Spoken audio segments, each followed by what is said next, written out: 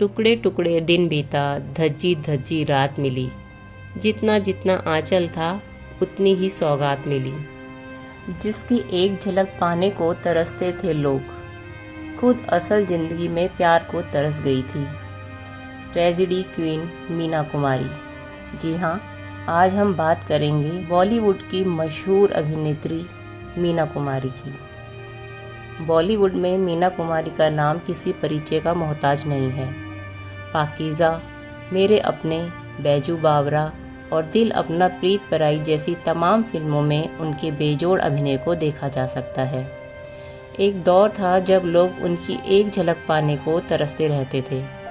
दुर्भाग्य से लोगों के चेहरे पर मुस्कान बांटने वाली यह अदाकारा असली ज़िंदगी में प्यार को तरस गई और ट्रेजेडी क्वीन के रूप में आज भी हमारी यादों में जीवंत है। मीना कुमारी को मीना कुमारी बनाने में कमाल अमरोही का बहुत बड़ा हाथ था। मीना की अमरोही से मुलाकात 1951 के शुरुआती महीनों में हुई थी, जब वह अपनी फिल्म महल की सफलता के बाद अनारकली नाम की फिल्म बना रहे थे। उसके लिए उन्होंने मीना कुमारी का चयन किया था और उनके साथ कॉन्ट्रैक्ट 13 मार्च 1951 को साइन किया था। लेकिन 21 मई 1951 में मीना का महाबलेश्वर से मुंबई आते वक्त एक्सीडेंट हो गया था। इस एक्सीडेंट के बाद ही मीना की ज़िंदगी में कमाल अमरोही आए थे। दोनों में मोहब्बत हुई और उन्होंने गुपचुप तरीके से 14 फरवरी 1952 को शादी भी कर ली। 1952 में ही मीना कुमारी की फिल्म बैजू बावरा रिलीज़ हुई थी, जिसमें उनके बेहतरीन अभिनय के लिए उन्हें फिल्म फेयर अवार्ड दिया गया था। इस बात का जिक्र नरेंद्र राजगुरु ने अपनी किताब मीना कुमारी दर्द की खुली किताब में भी किया है। मुझसे पहली सी मोहब्बत मेरे महबूब ना मांग। फैज़ अहमद फैज़ साहब ने ये नज़्म ना जाने किन हालात में और किसे सोचकर लिखी होगी, लेकिन यह नज़्म मीना की लव लाइफ को बखूबी बयान करती है। प्यार एक ऐसा शब्द जिससे मीना हमेशा महरूम रही। शायद प्यार उनके हिस्से में था ही नहीं। वह जिंदगी भर प्यार के लिए तरसती रही। जब पैदा हुई तो बाप को जरा सी मोहब्बत नहीं आई अपनी बेटी पर और उसे अनाथालय की सीढ़ियों पर छोड़ आया। पर बाद में उनसे मीना का रोना देखा नहीं गया और वो उसे वापस ले आए। कुछ बड़ी हुई तो माँ का साया सिर से उठ गया। वहाँ भी वह प्यार को तरसती रही। पिता से उन्हें प्यार की कोई उम्मीद नहीं थी। शायद इसलिए उन्हें जहाँ से थोड़े से प्यार की उम्मीद दिखती वह उसी की हो जाती। अपने एक्सीडेंट के दौरान वह कमाल अमरोही के नज़दीक आई और कच्ची उम्र में अपने से बहुत बड़े कमाल अमरोही से शादी रचा डाली। वह कमाल अमरोही को प्यार से चंदन और कमाल अमरोही उन्हें मंजू कहा करते थे। अमरोही ने उन्हें मोहब्बत तो दी, लेकिन बंदिशों और शर्तों में बांधकर। मीना ने उन्हें सारी बंदिशें तोड़कर प्यार किया था। मीना अमरोही की तीसरी बीवी थी। अमरोही की पहली बीवी का इंतकाल हो गया था। उनकी दूसरी शादी उनके मामू की बेटी अले जहरा से हुई थी। उनसे कमाल को 3 बच्चे थे, शानदार, ताजदार और रुखसार अमरोही। ज़माने ने उन पर क्या क्या नहीं तोहमत लगाए, ना जाने क्या क्या नाम दिए, पर सच्चाई ये है कि मीना ने हर जगह सिर्फ प्यार तलाशा। जब उन्हें पति से प्यार की जगह सिर्फ बंदिशें और रोक टोक ही मिली तो उन्होंने दूसरों में प्यार तलाशा। लेकिन यह बात 100% सच है कि मीना ने भले ही किसी से मोहब्बत की हो, लेकिन किसी ने भी उनसे मोहब्बत नहीं की। उनके शौहर कमाल अमरोही से लेकर भारत भूषण, गुलजार, दिलीप कुमार, धर्मेंद्र, राहुल और सावन कुमार टाक जैसे नामों की एक फहरिस्त है। लेकिन इस फहरिस्त में गुलजार और धर्मेंद्र का नाम सबसे ज़्यादा उल्लेखनीय है। पंजाब से मुंबई हीरो बनने आए धर्मेंद्र ने ये साबित कर दिया था कि उनमें स्टार बनने की खूबियाँ मौजूद है। मगर दिल भी तेरा हम भी तेरे, बेगाना, बंदिनी, पूजा के फूल, आई मिलन की बेला जैसी कई अच्छी फिल्में करने के बावजूद उन्हें अभी आसमान छूना बाकी था। ऐसे वक्त में उनकी ज़िंदगी में मीना कुमारी आई और जैसे धर्मेंद्र को सफलता की कुंजी मिल गई। मीना कुमारी और धर्मेंद्र की फिल्म फूल और पत्थर एक ज़बरदस्त सफल फिल्म थी, जिसने धर्मेंद्र को रातों रात स्टार बना दिया। हालांकि धर्मेंद्र और मीना कुमारी ने मैं भी लड़की हूँ और काजल फिल्म में साथ काम किया था, लेकिन फिल्म काजल के मुख्य हीरो राजकुमार थे। फूल और पत्थर के हिट होने के बाद मीना कुमारी और धर्मेंद्र की जोड़ी बन गई। मीना कुमारी धर्मेंद्र को इतना चाहती थी कि हर फिल्म के प्रोड्यूसर से उनका हीरो बनाने की सिफारिश करती थी ताकि वो अपने धम्मी, मीना प्यार से धर्मेंद्र को धम्मी कहा करती थी, के साथ ज़्यादा से ज़्यादा वक्त गुजार सके। धर्मेंद्र और मीना कुमारी ने अपने प्रेम संबंधों को नहीं छुपाया। उन दिनों मीना सुपरस्टार हुआ करती थी और धर्मेंद्र को अभी बहुत दूरी तय करनी थी। जाहिर सी बात थी, इससे धर्मेंद्र को काफ़ी फ़ायदा हुआ और वह सफलता की सीढ़ियां चढ़ते चले गए। उन दिनों धर्मेंद्र मीना कुमारी की या तो कार में दिखाई देते थे या उनके मेकअप रूम में। जिस स्टूडियो में मीना शूटिंग कर रही होती, धर्मेंद्र अपना काम खत्म करके मीना के पास पाए जाते थे। टीन एज की तरह प्यार के पीछे लड़ाने वाला ये कपल शादीशुदा था। मीना अमरोही के साथ निकाह में थी और धर्मेंद्र अपने बीवी बच्चों के साथ बांद्रा में रहते थे।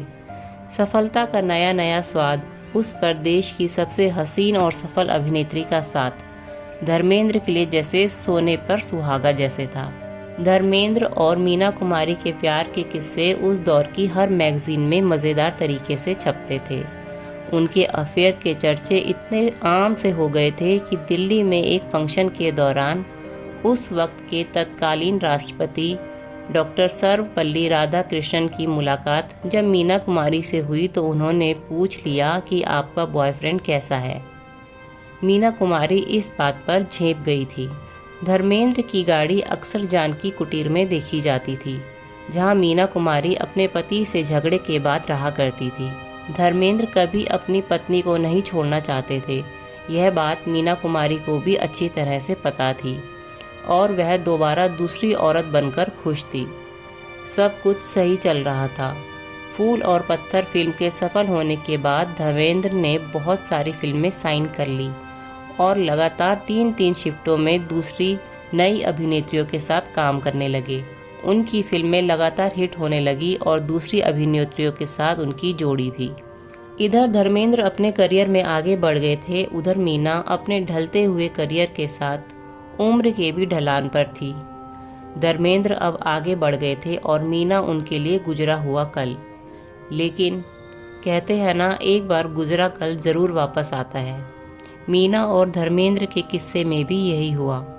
मशहूर निर्माता निर्देशक के आसिफ ने मोहब्बत और खुदा नाम की फिल्म की शुरुआत की और उसकी पार्टी मुंबई की सन एंड सैंड होटल में रखी। इस पार्टी में मीना भी आई थी। तभी पार्टी में धर्मेंद्र आते हैं। मीडिया के कैमरों की निगाहें एक पल के लिए ठहर जाती है जब दोनों का आमना सामना होता है। कुछ देर के लिए दोनों एक दूसरे को देखते हैं और धर्मेंद्र मीना को इग्नोर करके आगे बढ़ जाते हैं। मीना एक बेहतरीन अभिनेत्री होने की मिसाल पेश करती है और अपने इमोशंस को संभाल उस पार्टी से नदारद हो जाती है। उस रात वह अपनी डायरी में लिखती है, इस जहां में मोहब्बत तो ना थी, मुरव्वत को क्या हुआ। मीना कुमारी का धर्मेंद्र से ब्रेकअप होने का एक दूसरी वजह बताते हुए अनीता पाध्याय अपनी किताब इश्क जहर भरा प्याला में लिखती है कि उस दौरान राहुल नाम के शख्स का मीना की ज़िंदगी में आने की वजह से दोनों की राहें अलग हो गई थी। एक सच्चाई यह भी है कि धर्मेंद्र मीना को बहुत चाहते थे। उस दौरान मीना बहुत खुश रहा करती थी। मीना की शराब पीने की लत के बारे में बहुत कुछ लिखा गया। कई लोगों ने लिखा कि धर्मेंद्र की वजह से उन्हें शराब की लत लगी, जो बिल्कुल गलत है। उन्हें शराब की लत अमरोही के साथ रहते हुए ही लग गई थी। शादी के बाद मीना अमरोही के घर शिफ्ट हो गई थी और अपने अभिनय करियर में काफ़ी व्यस्त थी। उनकी व्यस्तता का आलम यह था कि वो 8 शिफ्ट में काम करती थी। काम की वजह से ठीक से सो नहीं पाती थी। फिर ऐसा हुआ कि उन्हें नींद आनी बंद हो गई, जिसका सीधा असर उनके स्वास्थ्य पर पड़ने लगा।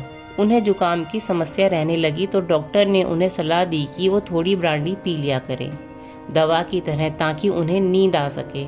बस यहीं से उन्हें शराब नोशी की आदत लग गई। जब घर में कमाल अमरोही टोकने लगे तो वह डेटॉल की शीशी में ब्रांडी भर के पिया करती थी। जब वो अमरोही से अलग होकर अपनी छोटी बहन मधु के घर रहने लगी, जो कि हास्य अभिनेता महमूद की पत्नी थी, तो बिना किसी रोक टोक के पीने लगी। उसके बाद जब वो जानकी कुटीर शिफ्ट हुई तो जो लोगों के अदब से कम पीती थी, अब उन्हें रोकने वाला कोई नहीं था। कुछ तो उन्हें आदत थी, कुछ उनके रिश्तेदार उन्हें पिलाया करते थे ताकि उनकी कमाई उन्हें मिल सके। मीना अपने रिश्तेदारों के लिए कमाई का एकमात्र जरिया थी। शायद इसीलिए किसी ने उनको पीने से नहीं रोका। धर्मेंद्र जब जानकी कुटीर आते थे तो मीना को ज्यादा पीने से रोकते थे, लेकिन वह अपनी जिंदगी में व्यस्त हो गए। अब मीना को कोई समझने वाला नहीं था। मीना दिन ब दिन शराब नोशी में डूबती चली गई और इसी शराब ने एक दिन उनकी जान ले ली। मीना से जुड़ा एक किस्सा जो वक्त के साथ कहीं खो गया। बात 1953 की है, जब मीना उस वक्त के मशहूर निर्माता निर्देशक की फिल्म में काम कर रही थी।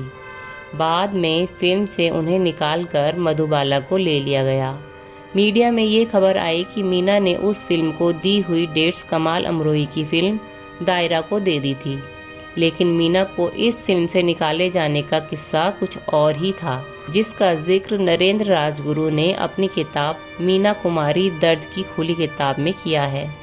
मीना को उस फिल्म की शूटिंग की शुरुआत में ये लगने लगा था कि फिल्म के डायरेक्टर उनसे फिल्म में काम करने के अलावा कुछ और उम्मीद कर रहे हैं, लेकिन मीना एक कुशल अभिनेत्री की तरह अपने काम पर ध्यान देती रही, जिससे उन्हें बिल्कुल भी प्रोत्साहन नहीं मिला। फिल्म के डायरेक्टर को जब कोई चारा नहीं सूझा तो फिल्म की शूटिंग के बाद खाने का प्रबंध किया और मीना से आग्रह किया कि खाने के लिए वह भी रुके। मीना रुकना तो नहीं चाहती थी, लेकिन जब यूनिट के सब लोगों ने गुजारिश की तो मीना मान गई। डायरेक्टर साहब ने जानबूझकर मीना की खाने की कुर्सी अपनी कुर्सी के पास लगवाई और मौका पाकर खाने के दौरान उन्होंने मीना के पांव पर अपना पैर रख दिया। मीना ने अपना पैर तुरंत हटा लिया। इस पर उस डायरेक्टर ने मीना के जांघों पर अपना हाथ रख दिया। डायरेक्टर की इस हरकत पर मीना को बहुत गुस्सा आया, लेकिन अपने गुस्से को काबू करते हुए उन्होंने डायरेक्टर से कहा कि ये आप क्या कर रहे हैं, मैं तो आपकी बेटी की तरह हूँ। मीना ने शायद ये इसलिए कहा होगा क्योंकि उनकी माँ इकबाल बानो उस डायरेक्टर के साथ काम कर चुकी थी और खुद मीना ने बतौर बाल कलाकार उस डायरेक्टर के प्रोडक्शन हाउस की फिल्म में नलिनी जैन के बचपन की भूमिका निभाई थी। मीना की जरा सी बात डायरेक्टर साहब बर्दाश्त नहीं कर पाए और गुस्से में लाल पीले हो गए और मीना को न सिर्फ अपनी फिल्म बल्कि फिल्म इंडस्ट्री से निकलवा देने की धमकी देने लगे। खैर, मीना बिना कुछ कहे वहां से निकल गई। ये मामला प्रोड्यूसर एसोसिएशन तक गया था और नतीजा यह निकाला गया कि मीना अब इस फिल्म में काम नहीं करेगी। मीना अपनी दूसरी फिल्मों में बिजी हो गई और ये बात आई गई हो गई, पर इसके बाद जो कुछ हुआ बहुत शर्मनाक था। फिल्म के डायरेक्टर ने साजिश रची और दिलीप कुमार के जरिए मीना से बदला लिया। उन दिनों दिलीप कुमार फुटपाथ फिल्म में मीना कुमारी के साथ काम कर रहे थे, जिसके निर्देशक जिया सरहदी थे। फुटपाथ में बिना ज़रूरत एक दृश्य रखा गया जिसमें दिलीप कुमार को फिल्म की हीरोइन को चांटा मारना था। दिलीप ने ऐसा चांटा मारा कि मीना अपने गाल पर हाथ रखकर वहीं बैठ गई। उनकी आंखों के आगे अंधेरा छा गया, उनकी आंखों से आंसू निकलने लगे। तब जिया सरहदी ने तसल्ली देते हुए कहा, चांटा ज़्यादा रियल लगे बस इसीलिए बिना बताए ये शॉट लिया गया, बस एक रीटेक और लेंगे। इस तरह से ना जाने कितने रीटेक हुए। इतने रीटेक के बाद मीना इस काबिल नहीं बची कि अगले 3-4 दिन तक शूटिंग कर सके। बाद में मीना को पता चला कि ये सब एक साजिश के तहत किया गया था ताकि मीना को सबक सिखाया जा सके। जिया सरहदी को उस प्रोड्यूसर ने इनाम के तौर पर अपने प्रोडक्शन हाउस में अगली फिल्म का निर्देशक बना दिया था। दिलीप कुमार को शायद इस साजिश के बारे में नहीं पता था और ना ही मीना ने इस बाबत उनसे कोई बात की। मीना कुमारी का नाम आते ही सबसे पहले किसी फिल्म का नाम आता है तो वह है पाकीज़ा। शौहर कमाल अमरोही का घर छोड़ने के बाद शराब नोशी की लत ने उन्हें अस्पताल तक पहुंचा दिया था, लेकिन जब दोनों साथ थे तो 1958 में मिलकर एक सपना देखा था पाकीज़ा बनाने का। मीना कुमारी के घर छोड़ने की वजह से फिल्म अधूरी रह गई थी। कमाल साहब चाहते थे कि पाकीज़ा पूरी हो, लेकिन कैसे ये नहीं जानते थे। एक बार सुनील दत्त और नरगिस किसी वजह से कमाल अमरोही के घर गए। बातों बातों में उन्होंने पाकीज़ा के कुछ प्रिंट देखे तो उन्हें बड़ा ताज्जुब हुआ कि यह फिल्म क्यों नहीं बनी। नरगिस मीना की खास सहेली थी। उन्होंने मीना को समझाया। म्यूज़िक डायरेक्टर खयाम और उनकी पत्नी ने भी मीना को समझाया कि उन्हें यह फिल्म पूरी करनी चाहिए। मीना नरगिस और खयाम साहब को बहुत चाहती थी और उनकी बहुत इज्जत भी करती थी, इसलिए वो यह फिल्म दोबारा करने के लिए तैयार हो गई। फिल्म शुरू होने का एक यह पहलू तो था ही, सिक्के का दूसरा पहलू यह भी था कि मीना खुद भी यह फिल्म पूरा करना चाहती थी। मीना 7 मार्च 1969 को फिल्म पाकीज़ा के सेट पर आई और अपने चंदन यानी कमाल अमरोही को पेड़ा खिलाया और इस तरह से एक बार फिर पाकीज़ा की शूटिंग शुरू हुई। पाकीज़ा की शूटिंग के वक्त मीना कुमारी की तबीयत बहुत ख़राब रहने लगी, तो शूटिंग में बहुत दिक्कत आती थी। इसलिए फिल्म के डायरेक्टर ने एक तरकीब निकाली कि फिल्म के कई सीन्स मीना कुमारी के डुप्लीकेट पद्मा खन्ना और बिल्किस पर फिल्माए। बिल्किस काफ़ी हद तक मीना कुमारी जैसी ही दिखती थी। कमाल अमरोही ने उन पर कई क्लोज शॉट्स भी फिल्माए थे। फिल्म का आखिरी गीत हम तीरे नज़र देखेंगे दरअसल पद्मा खन्ना पर फिल्माया गया था। फिल्म का एक और गीत चलो दिलदार चलो, इसमें कमाल अमरोही ने मीना कुमारी और फिल्म के हीरो राजकुमार के डुप्लीकेट्स को लेकर शूट किया था। हुआ यूं कि इस गाने की शूटिंग कमाल अमरोही गोवा में शूट करना चाहते थे और राजकुमार किसी और लोकेशन पर चाहते थे। कमाल अमरोही अपनी बात पर अड़ गए कि उन्होंने जहां शूटिंग की लोकेशन तय की है वहीं पर इसे शूट करेंगे। इस बात से राजकुमार नाराज़ हो गए और उन्होंने इस गाने के शूट के लिए अपनी तारीखें नहीं दी। कमाल अमरोही ने एक तरकीब निकाली। उन्होंने राजकुमार के जैसे दिखने वाले डुप्लीकेट को लेकर शूट कर डाला। दूसरी ओर इस गाने को फिल्माने के वक्त मीना कुमारी बहुत बीमार थी, तो उनकी जगह कमाल अमरोही ने बिल्किस को लेकर शूटिंग की। जहां क्लोजअप शॉट्स हैं वहां बाद में मीना कुमारी के शॉट्स बाद में लेकर लगा दिए गए थे। इसलिए इस गाने में अगर आप देखेंगे तो ज़्यादातर आसमान, चांद, तारे, बादल, झरने ये ही दिखेंगे। मौत के बाद भी मीना कुमारी का विवादों से नाता नहीं टूटा। 28 मार्च 1972 को मीना की तबीयत ज़्यादा ख़राब हो गई और उन्हें आनन फानन में मुंबई के नेपियन सी इलाके के अस्पताल एलिजाबेथ नर्सिंग होम में भर्ती कराया गया। इलाज से मीना को कोई फ़ायदा नहीं हो रहा था। 3 से 4 दिन तक कोमा में रही और उनके ठीक होने के आसार भी नज़र नहीं आ रहे थे, तो डॉक्टर्स ने परिवार वालों से उनके मुंह पर लगी ऑक्सीजन की नली निकालने की इजाज़त मांगी। मीना की बड़ी बहन खुर्शीद और छोटी बहन मधु ने इजाज़त दे दी, लेकिन कमाल नहीं मान रहे थे। तब मीना कुमारी की सौतेली बहन शमा ने कमाल से कहा, भाईजान अब मीना को इजाज़त दे दीजिए और उसे माफ़ कर दीजिए ताकि उसकी रूह आज़ाद हो जाए। कमाल उस कमरे में गए जहाँ मीना मौत और ज़िंदगी के बीच झूल रही थी। कमाल ने उनके चेहरे की तरफ देखते हुए कहा, अलविदा मंजू, और मीना कुमारी के चेहरे से नली हटा दी गई।